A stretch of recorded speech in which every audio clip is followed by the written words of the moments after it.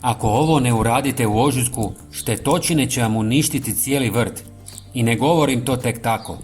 Upravo sada, dok još nemate nikakav problem i dok biljke izgledaju mirno, na njima se već nalaze jaja lisnih uši, tripsa i drugih štetnika. Ne vidite ih i ne čuju se, ali čim malo zatopli, kreću u uništavanje vašeg vrta. Ljudi obično reagiraju kad primijete štetu, kad se listovi već uvijaju, kad pupovi stanu, kad se pojave mravi. Tada je već kasno i onda počinje panika.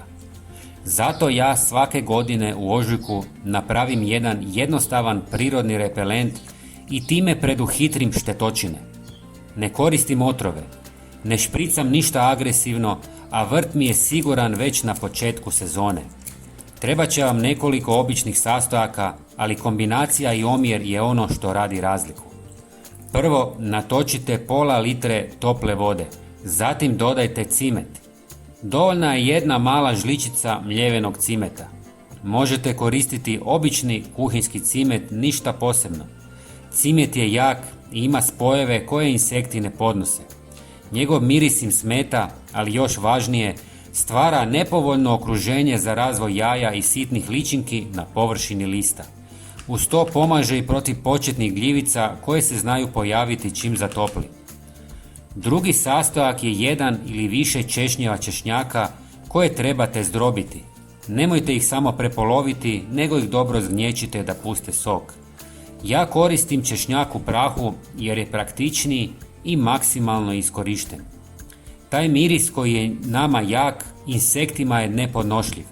To im je znak da tu nije sigurno mjesto. Sad dolazi klinčić. Mnogi ga preskoče jer misle da je nebitan, ali nije. Jednu žlicu usitnite u prah kako bi se bolje iskoristio. On ima prirodni spoj koji dodatno odbija lisne uši, mrave i gusjenice. Kada se sve spoji, dobijete mirisnu barijeru koju insekti jednostavno ne vole. Ali to nije zadnji sastojak. Uskoro ću vam pokazati još jedan najbitniji. Ovu mješavinu ostavite da odstoji barem 12 sati. Najbolje preko noći. Ujutro procijedite kako biste dobili čistu tekućinu. Prije nego nastavimo na zadnji sastojak, napišite mi u komentarima želim i poslaću vam jedan odličan repelent protiv puževa. I sad ide ono što mnogi izostave, a upravo je tu razlika. Dodajte jednu malu žličicu nim ulja.